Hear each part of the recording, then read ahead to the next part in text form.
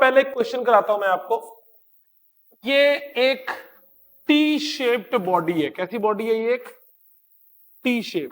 T समझते हो ना?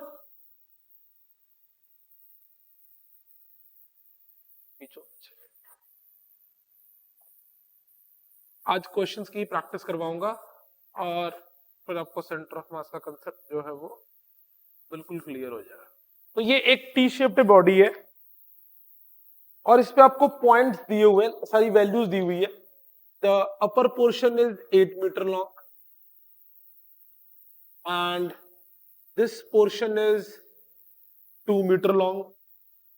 It is also 2 metre long. कोई बात नहीं, कॉन्सेंट्रेट करो क्वेश्चन पे। And this portion is 6 metre long. This portion is 6 metre long. ये पॉइंट है, ये पॉइंट है O। ठीक है, लिखो स्टेटमेंट, लिखो स्टेटमेंट, लिखो statement. Find the position of centre of mass of, find the position of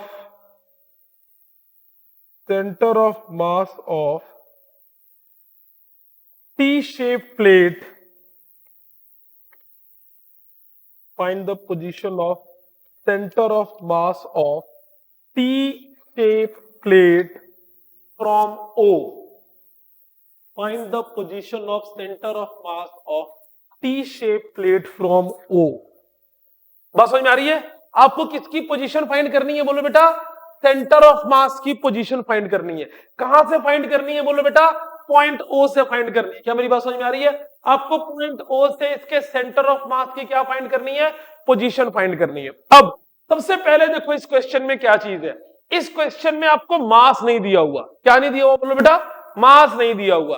तो आपको कई सेंटर ऑफ मास का क्वेश्चन मिलेगा जहां पे आपको क्या नहीं दिया हुआ होगा? मास नहीं दिया हुआ होगा। तो इस तरह के क्वेश्चन को कैसे अटेम्प्ट करेंगे? इसमें दो कंसेप्ट यूज होगा। एक तो क्या चीज इसमें नहीं दी हुई है? बोलो बेटा, मास नहीं दी हुई है। दूसरी चीज देखो, यहां पे कॉन्टिन्यूअस मास डिस्ट्रीब्यूशन है कि होमोजेनियस, डिस्क्रीट? डिस्क्रीट टाइप है। कैसे? देखो, ऊपर वाली एक बॉडी हो जाएगी, ये एक बॉडी हो जाएगी, इसका नाम रख लो कुछ भी, ABCD। ये एक बॉडी हो गई, अपने मन से ये देखना पड़ेगा। और ये EFGH, ये एक अलग बॉडी हो गई। यस और नो? फिर मैंने कल क्या बताया था, अगर मोर देन वन बॉडीज हो तो पहले क्या करो? फर्स्ट बॉडी का सेंटर ऑफ मास निकालो, फिर किसका सेंटर ऑफ मास निकालो? सेकेंड बॉडी का सेंटर ऑफ मास निकालो, और फिर दोनों का लाइन ज्वाइन करके दोनों का कलेक्टिवली सेंटर ऑफ मास निकाल दो। तो इसमें ये आपको क्वेश्चन में नहीं मेंशन, लेकिन यहां पे दिया हुआ होगा कि मास इज यूनिफॉर्मली डिस्ट्रीब्यूटेड। क्या दिया हुआ होगा? बोलो बेटा, मास इज यूनिफॉर्मली डिस्ट्रीब्यूटेड।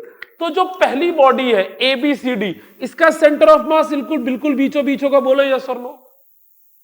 भाई यूनिफॉर्मली शेप्ड बॉडी है, मैंने बताया बिल्कुल बीचों बीच होता है क्योंकि मास हर जगह बराबर डिस्ट्रीब्यूटेड है। एंड से दिस इज C1।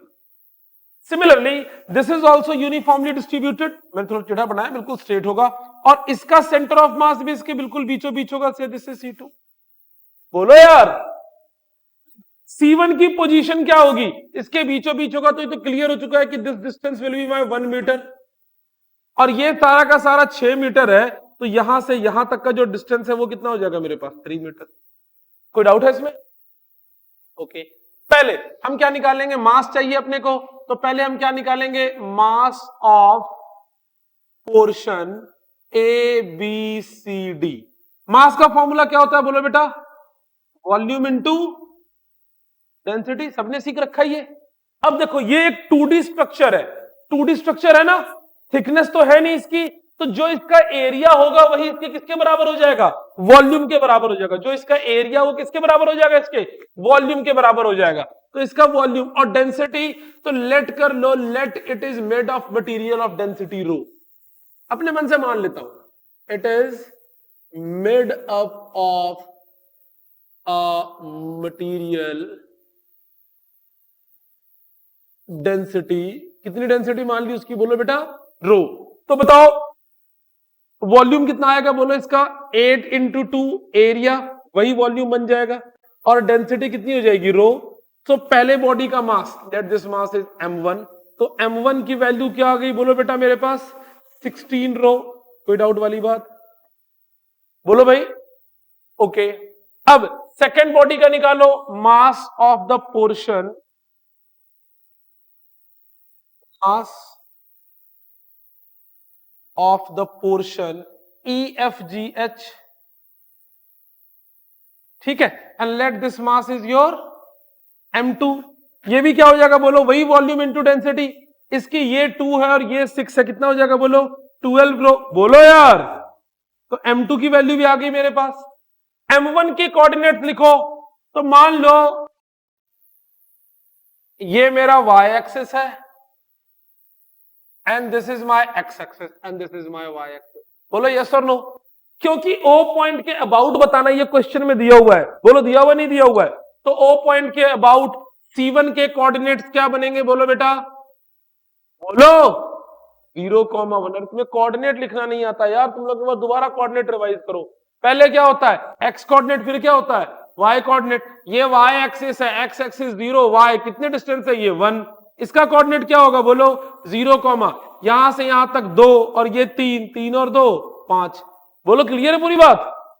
तो दोनों के कोऑर्डिनेट्स मिल गए, C1 का मास मिल गया, तो इसका सेंटर ऑफ मास कहां लाइन पे, कहां ज्वाइन, कहां पे लाई करेगा बोलो बेटा? On the line joining C1 and C2। किसका मास ज्यादा होगा? ऊपर वाले का। तो यहां कहीं पर सेंटर ऑफ मास लाई करेगा इन दोनों का। बोलो यस और no?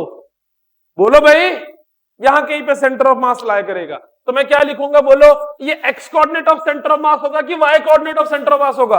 Y coordinate, x coordinate तो है ही नहीं, तो Y coordinate of centre of mass क्या फॉर्मूला होता है बोलो? m1x1 plus m2x2 divided by m1 plus m2। m1 की वैल्यू कितनी आ रही है 16 रो। ओके, बोलने की आदत है बार बार ना, इसलिए हो गया। तो 16 रो और इसके कोऑर्डिनेट्स क्या है साथ में मल्टीप्लाइड बाय 1 प्लस m2 की वैल्यू कितनी है बोलो 12 रो मल्टीप्लाइड बाय 5 अपॉन 16 प्लस, ये क्या हो गया 16 रो और ये 12 पंचे 60 रो अपॉन 28, ये कितना हो गया 76 रो बाय 28 रो। रो और रो कैंसल, तो Y coordinate of centre of mass cancel out होगा क्या? चलो 2 से तो हो जाएगा, 3 दूना 6 और 8 दूना 16 और 2 से 14, एक बार और हो जाएगा 19 और 7, अब तो नहीं होगा 19 by 7। This is the Y coordinate of centre of mass. समझो पूरी बात क्लियर है? नोट डाउन, फटाफट नोट डाउन करो, फिर नेक्स्ट क्वेश्चन की तरफ चलते हैं। क्योंकि ये ओरिजिन है तो एक्स कोऑर्डिनेट तो इधर होता है, एक्स कोऑर्डिनेट तो है ही नहीं, तो वाई एक्सिस पे लाई कर रहा है। एक्सिस देखो ना,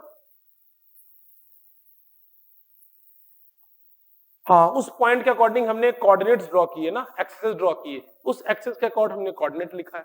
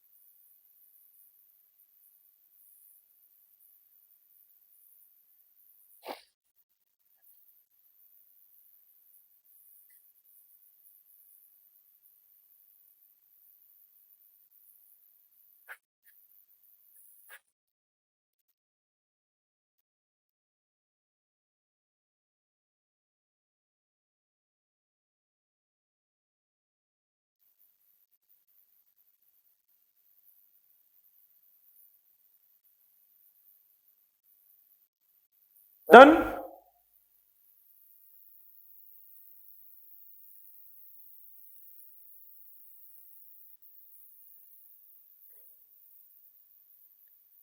ध्यान से समझ के लिखो, सब क्वेश्चंस बहुत इंपॉर्टेंट है।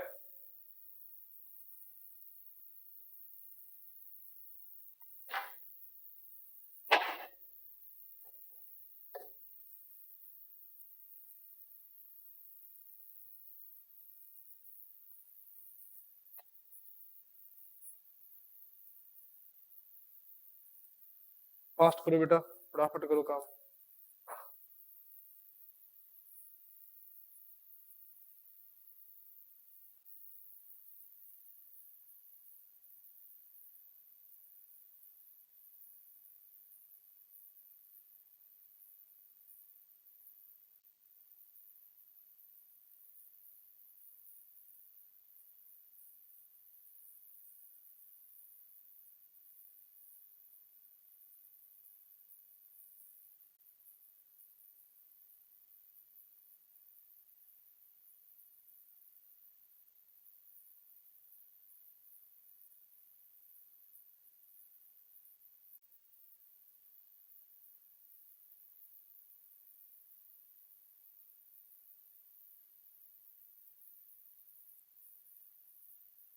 डन भाई।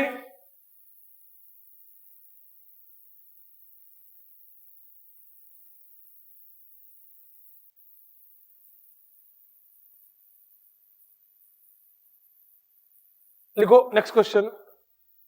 Consider a two particle system, consider a two particle system with particles having masses m1 and m2, with particles having masses m1 and m2. If first particle is, if first particle is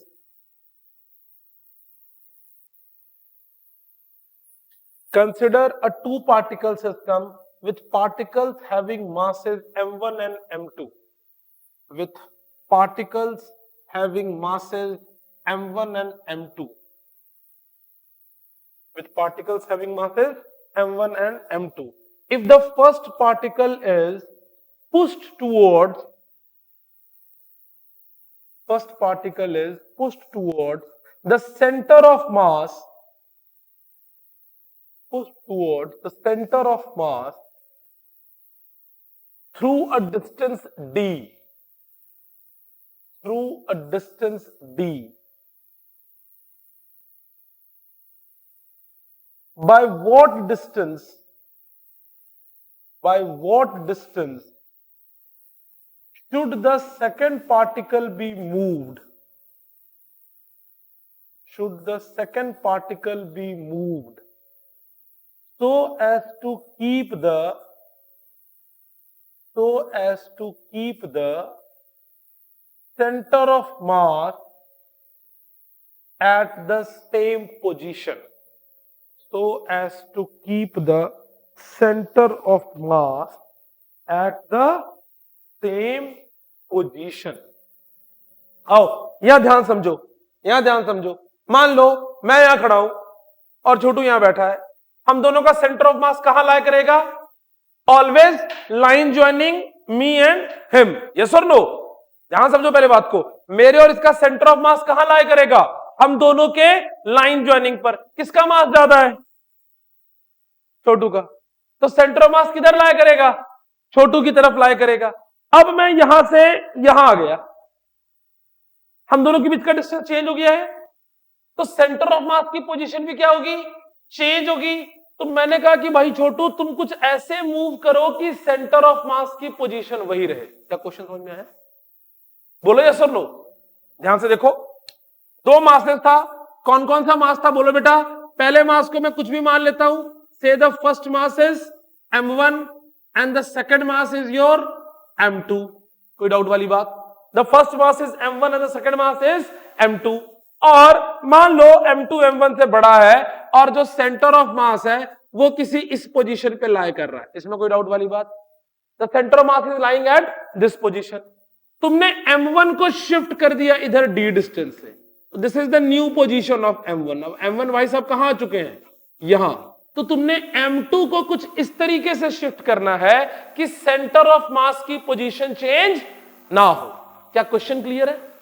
सबको question clear है? आ जाओ, देखो मैंने तुमको क्या बताया है, पूरे सेंटर ऑफ मास में अपने पास सिंगल फॉर्मूला है और हम हर एक क्वेश्चन को सॉल्व करने के लिए उसी सिंगल फॉर्मूला की हेल्प से सॉल्व करेंगे। Now see the relation. आप सबको पता है ये एक्स एक्सिस मान लो, ये मान लो, say this is x axis and this is y axis. तो सेंटर ऑफ मास कौन से एक्सिस पे लाई कर रहा होगा, बोलो? एक्स एक्सिस पे।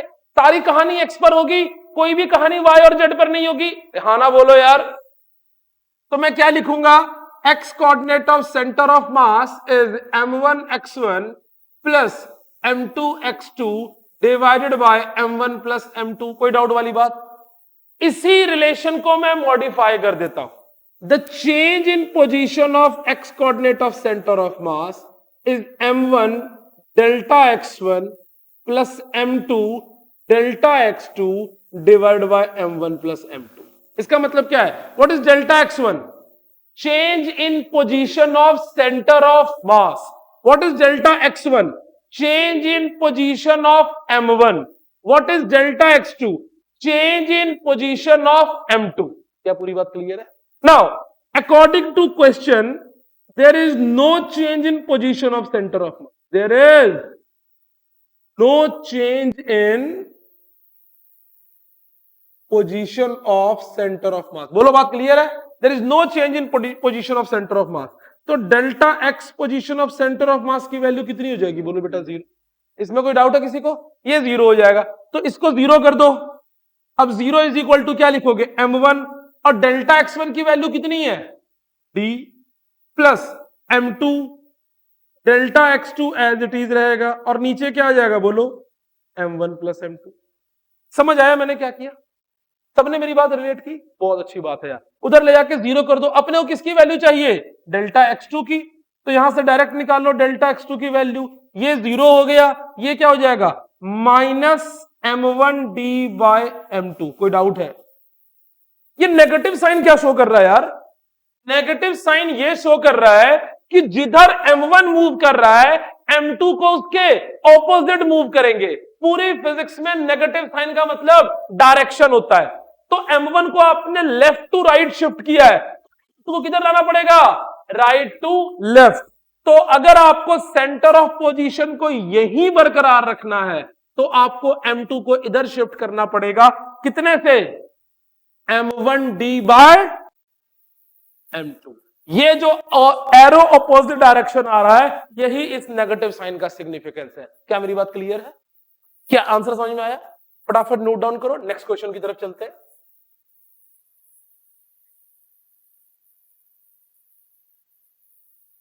तभी पोजीशन सेम रहेगा बेटा, लॉजिकली सोचो आराम से, तभी पोजीशन सेम रहेगी, तभी ही पोजीशन सेम रहेगी। अगर ये यहां आ गया और ये भी इधर चला जाएगा, ये m2 की तरफ सेंटर ऑफ मास शिफ्ट हो जाएगा। देखो मैं यहां हूं, छोटू वहां है, उसका मास ज्यादा है, तो सेंटर ऑफ मास अपने मान लो जहां dpp1 लिखा हुआ वहां सेंटर ऑफ मास।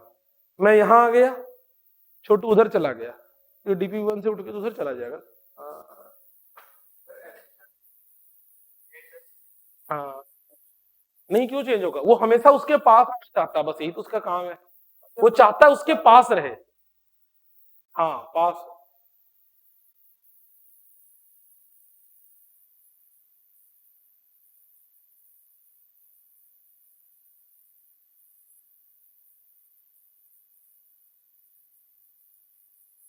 प्रीत कहाँ गया?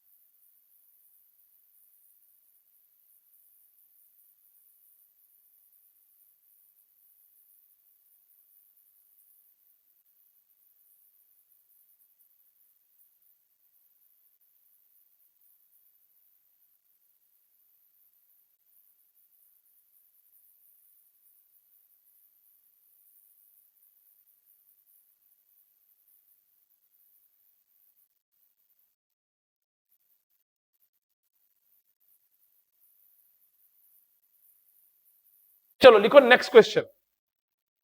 लिखो, अब देखो मैं तुमको एक कंसेप्ट सिखाता हूं। ये कंसेप्ट क्या है कि अगर किसी बॉडी से, कंसंट्रेट करना बॉडी बेटा, अगर किसी बॉडी से किसी मास को कट करके निकाल लिया जाए तो उसमें new position of centre of मास को कैसे निकालेंगे? मेरी बात समझ में आ रही है?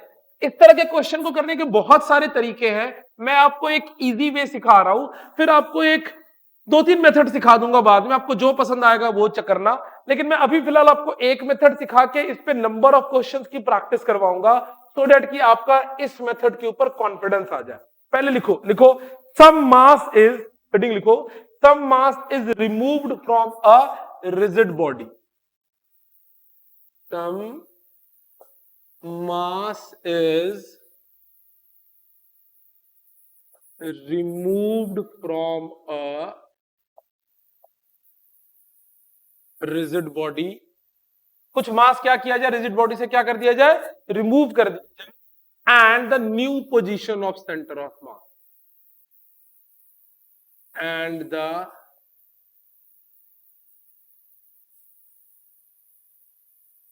New position of centre of mass. Body से मैं थोड़े से मास को क्या करूं, रिमूव कर दूं, और तब बॉडी के new position of centre of mass क्या होगा। यहां ध्यान से देखना, मैं आपको इस क्वेश्चन को करने का टेक्निक सिखाता हूं और फिर आपको एक क्वेश्चन दूंगा, आप ऑनेस्टली उसको ट्राई करना। Please concentrate. मान लो मेरे पास ये एक बॉडी है, ये रिंग होनी चाहिए कि डिस्क? डिस्क। रिंग से क्या निकालोगे, बेचारा खुद खाली है, यस और नो? ये कैसी बॉडी होनी चाहिए, डिस्क। और मान लो कुछ भी इसका रेडियस, डायमीटर कुछ भी आपको दिया हुआ है, तो मान लो ये आपको दिया हुआ है आर। क्या मेरी बात समझ में आ रही है? और मान लो यहां से कुछ डिस्टेंस दूर, इसके सेंटर से मान लो एक्स डिस्टेंस दूर, एक इसको कट आउट करके निकाल लिया गया। ये जो शेडेड पोर्शन है इसको क्या कर लिया गया, बोलो बेटा, कट आउट करके यहां से निकाल दिया गया। ये पोर्शन यहां, दूसरी body, this is the cut out portion. बात समझ में आ रही है? पहले ओरिजिनली इसका सेंटर ऑफ मास कहां लाया कर रहा होगा, इसके सेंटर पे। जब तुम इसको निकाल लोगे तो सेंटर ऑफ मास इधर कहीं शिफ्ट हो जाएगा, बोलो यस और नो? क्यों? जब यहां से मास निकाल लोगे तो इधर का मास कम हो जाएगा, इधर का मास ज्यादा हो जाएगा, सेंटर ऑफ मास किधर शिफ्ट हो जाएगा, ज्यादा मास की तरफ। तो यहां पे क्वेश्चन आता है, what will be the new position of centre of mass? क्या होगा यहां पे क्वेश्चन, क्या आएगा, what will be the new position of centre of मास। फिर यहां पर एक चीज और होगी, आपको जनरली ऐसे क्वेश्चन में भी मास नहीं दिया हुआ रहता, तो मास वाले क्वेश्चन को कैसे सॉल्व करना है तो मैंने आपको सिखा दी है। क्या करोगे, आप इसकी मास पर यूनिट डेंसिटी, छोटू कॉन्सेंट्रेट करो बेटा, आप इसकी मास पर यूनिट डेंसिटी को क्या करोगे, लेट कर लोगे। उसको किससे मल्टीप्लाई कर दोगे, अगर थिकनेस नहीं है तो एरिया से, and you will get the mass. अब इस क्वेश्चन में क्या करना इसका, अब देखो सबसे पहली चीज, ये मान लेना एक्स एक्सेस और ये मान लेना वाई एक्सेस। सारा खेल किसमें हो रहा है, एक्स एक्सिस पे ही हो रहा है। तो सेंटर ऑफ मास का कौन सा एक्सिस होगा, एक्स एक्सिस होगा। क्या मेरी बात समझ में आ रही है? जो अब क्या करोगे, आप ओरिजिनल बॉडी को एक बॉडी मानोगे, ध्यान दो इधर, आप ओरिजिनल बॉडी को एक बॉडी मानोगे और कटआउट पोर्शन को अनदर बॉडी मानोगे। बहुत ध्यान से समझो, बहुत इंपॉर्टेंट है। स्कूल एग्जाम में, कंपटीशन एग्जाम में आपको इस पे बेस्ड क्वेश्चन जरूर देखने के लिए मिलेगा, इसलिए बहुत ध्यान से सीख लो तरीका। ध्यान सीखो, अब ये क्वेश्चन कराऊंगा, तुमने करना है। तो तुमने क्या करना है, इस ओरिजिनल बॉडी को एक बॉडी मानोगे और इस कटआउट बॉडी को क्या मानोगे, दूसरी बॉडी। क्या मेरी बात समझ में आ रही है? तो यहां पर फॉर्मूला होगा, the x coordinate of centre of mass will be your m1 x1 minus m2 x2। ये माइनस साइन क्यों आया है, because this portion has been removed from it, cut out from it, upon m1 minus m2। फिर बच्चों के मन में सवाल आता है कि सर ये m1 x1 है क्या, तो ये याद रखना, what is m1, it is the original body, it is the original body, and what is x1, coordinates of original body, ठीक है, ये m1 है, तो it is the coordinates of, that is m1। बोलो बात समझ में आ रही है? अब आपने ईज के लिए क्या करना, इस ओरिजिनल बॉडी का सेंटर ऑफ मास पहले कहां था, यहां पे था तो इसी को ओरिजिन मान लो 0,0। क्या फायदा होगा? कैलकुलेशन से बच जाओगे। यस और नो? हमेशा ये कर लेना। तो m1 ओरिजिनल बॉडी और x1 क्या हो गया? Coordinate of m1। Similarly m2 क्या होगा? बोलो बेटा। Cut out portion. m2 क्या होगा? बोलो बेटा। Cut out portion. और x2 क्या होगा? x2 क्या होगा? Coordinates of m2। क्या होगा? Coordinates of. में जनरली इसका रेडियस और जो कटआउट पोर्शन है उसका रेडियस भी दिया हुआ रहेगा। मान लो इसका रेडियस r है और कटआउट पोर्शन का रेडियस क्या है? r dash. तो क्या आप ओरिजिनल बॉडी का मास निकाल सकते हो? मैं यहां डायग्राम में लिख दे रहा हूं। What is r? It is the radius of original body. And what is r dash? Radius of cutout portion. बोलो मेरी बात समझ में आ रही है? तो ये दोनों हमने लिख लिया। तो अगर आप इस फॉर्मूला में डालोगे तो क्या होगा? बोलो। m1 की जगह m1 डाल दोगे, x1 की जगह क्या डालोगे? यहां 0। m2 की जगह पर सॉल्व करके m2 की वैल्यू निकाल दोगे और x2 की जगह क्या डालोगे? x। क्या इसके कोऑर्डिनेट्स थे? x upon m1 minus m2। आप सॉल्व करोगे, you will get the new position of centre of mass. Similarly ये पॉसिबल है कि ये मास यहां से निकाला गया हो, तो सेंटर ऑफ मास किधर शिफ्ट करेगा? y एक्सिस पे। तो similarly if it is on y axis तो y coordinate of centre of मास का फॉर्मूला क्या हो जाएगा? बोलो बेटा। m1 y1 minus m2 y2 upon m1 plus m2। बच्चे जनरली इस तरह के क्वेश्चन में कंफ्यूज होता है। बच्चे जनरली इस तरह के क्वेश्चन में कंफ्यूज होते हैं। अगर तुमने ये तरीका एक बार अपने दिमाग में बिठा लिया, आपको कभी दिक्कत नहीं आएगी, मैं आपको गारंटी कह रहा हूं। Then the z coordinate of centre of mass will be, बोलो बेटा, m1 z1 minus m2 z2 divided by m1 minus. फटाफट नोट डाउन करो और फिर एक क्वेश्चन कराता हूं इसके ऊपर। क्वेश्चन को करो। इसके बाद इसी कंसेप्ट पे एक एनसीईआरटी का क्वेश्चन करोगे और डीपीपी का क्वेश्चन करोगे। कंसेप्ट आपका पूरा हो जाएगा। इसके बाद जो क्वेश्चन दे रहा हूं वो आपने खुद अटेम्प्ट करना है।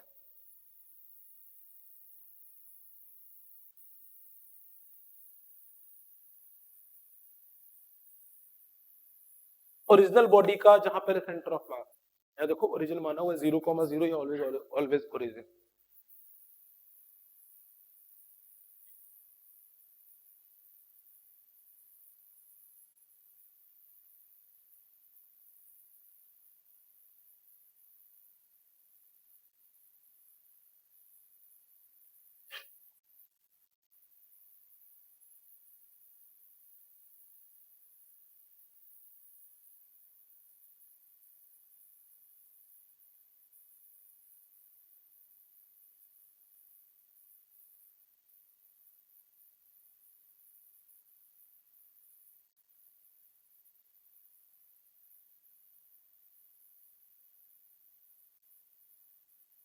Done.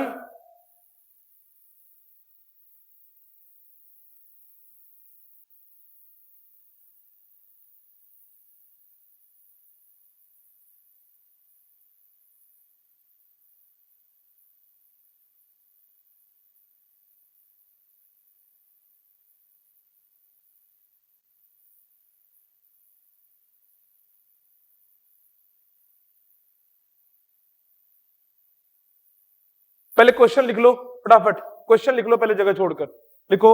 From a uniform circular disc, from a uniform circular disc of diameter d, from a uniform circular disk of diameter d, a circular disk,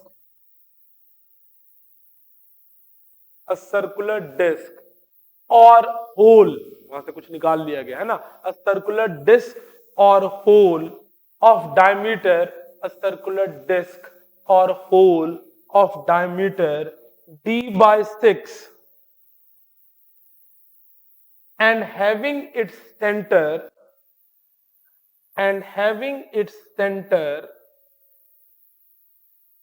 at a distance of and having its center at a distance of d by 4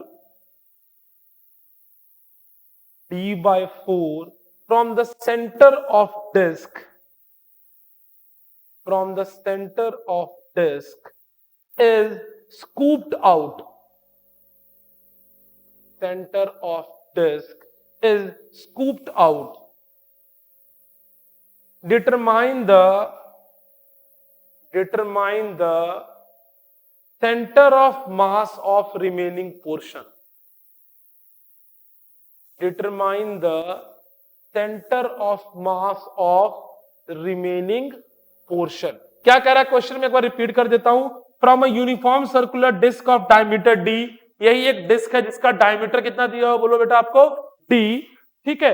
a circular disc और hole of diameter D by 6, इसका diameter कितना है, D by 6 is scooped out, बाहर निकाल लिया गया है. And having it centre at a distance of D by 4, इससे इसके सेंटर का डिस्टेंस कितना है, डी बाय 4. ये दिया हुआ आपको क्वेश्चन में. Determine the centre of mass of remaining portion, तो इसके निकालने के बाद जो रिमेनिंग पोर्शन उसका सेंटर ऑफ मास क्या होगा, पहले इसको नोट डाउन करो और फिर इस क्वेश्चन का फाइनल आंसर निकालो. फटाफट तेजी से करो बेटा.